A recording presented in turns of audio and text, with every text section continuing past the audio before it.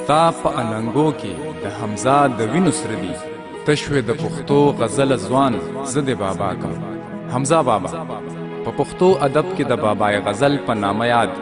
دا ستر شخصیت که په غزل کې کلاسیکي رنګ لري نو د جدت په لحاظ هم د ټولو لیکوالو سرخیل یادېږي. غزل یې په پښتني رنګ کې رنګ کړی او داسې خوږ کړی دی چې هر څوک یې فن ته ګوته په خوله دي. هوای اشنا د ننګیالو خبرې نورې دي پوی شد الفت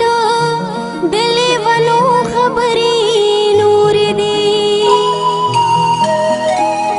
ولې پکې ستا هغه خواږه لوظونه نه ښکاري